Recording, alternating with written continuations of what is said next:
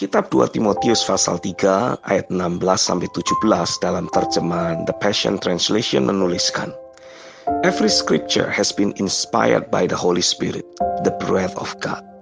It will empower you by its instruction and correction, giving you the strength to take the right direction and lead you deeper into the path of godliness. Then you will be God's servant, fully mature and perfectly prepared to fulfill any assignment God gives you. Terjemahannya berbunyi, setiap firman tertulis telah diinspirasikan oleh Roh Kudus, nafas kehidupan Allah. Itu semua akan memperlengkapimu dengan berbagai instruksi dan koreksian, memberikan kepadamu kekuatan untuk berjalan pada arah yang tepat dan memimpinmu untuk berjalan lebih mendalam di dalam keilahiannya. Dan dengan demikian, kamu menjadi hamba Allah, dewasa penuh dan diperlengkapi secara sempurna untuk menuntaskan tugas yang Tuhan berikan kepadamu. Ayat firman di atas begitu berbicara kepada saya, memberikan kepada saya suatu pengertian. Sebelum kita betul-betul menerima suatu mandat dari Tuhan, suatu penyingkapan dari tujuan hidup kita di dalam Dia, suatu pekerjaan baik yang harus kita tuntaskan sebelum Dia datang kembali atau kita dipanggil pulang ke rumah Bapa, pertama-tama kita harus memastikan hidup kita terhubung dengan realita keberadaan Tuhan. Keterhubungan kembali dengan Bapa akan membuat berbagai ayat firman yang tertulis akan bisa dihidupkan melalui pekerjaan roh pewahyuan yang Dia utus atas hidup kita. Bekerjanya roh pewahyuan akan menghidupkan berbagai ayat firman tertulis yang kita baca adalah merupakan hembusan nafas kehidupan ilahi yang membuat keberadaan kita menjadi roh yang menghidupkan. 1 Korintus 15 ayat 45. Roh Kudus kembali memiliki keleluasaan untuk dapat berbicara dan memberikan arahan ke dalam hidup kita.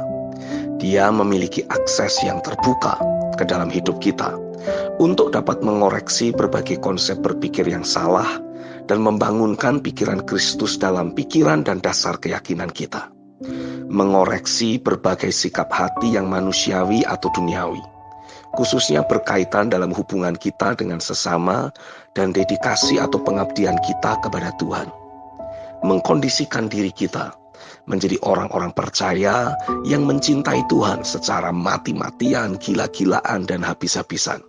Sekaligus mencintai dan berkorban bagi sesama kita, sama seperti Yesus sudah mencintai dan berkorban bagi kita.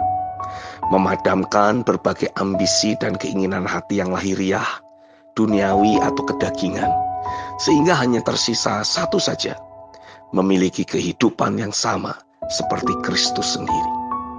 Roh Kudus mengoreksi kebiasaan-kebiasaan atau gaya hidup kita yang terkadang masih mengikuti pola dunia yang salah, sehingga kehidupan sehari-hari kita betul-betul memanifestasikan keilahiannya.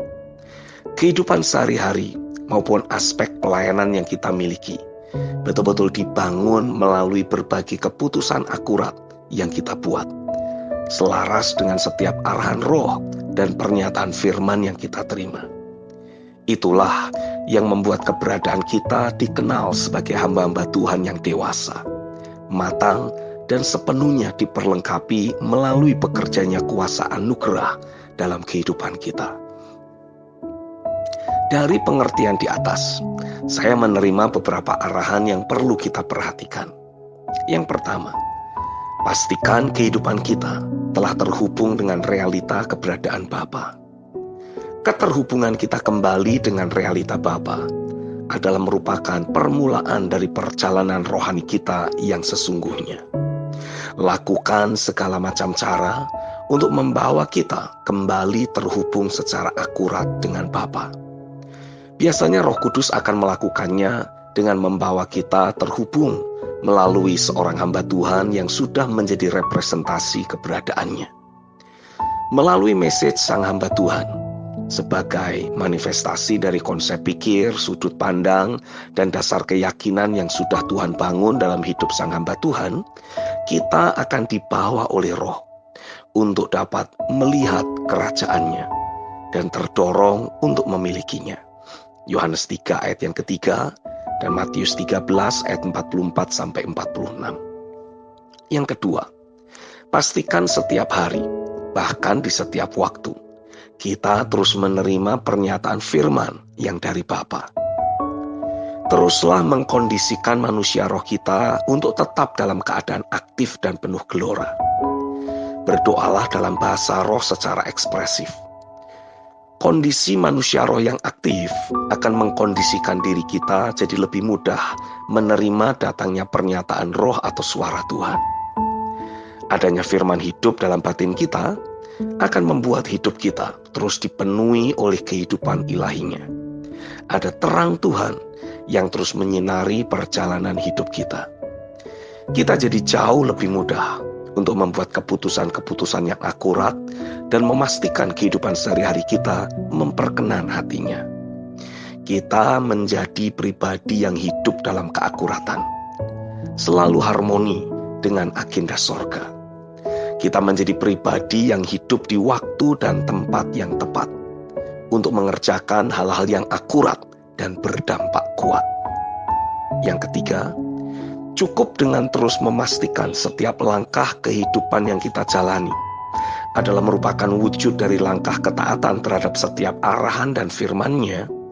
Orang banyak akan mengenali diri kita sebagai seorang hamba Tuhan yang matang, diperlengkapi secara sempurna untuk mengerjakan apapun yang menjadi agenda Tuhan dalam hidup kita. Amin.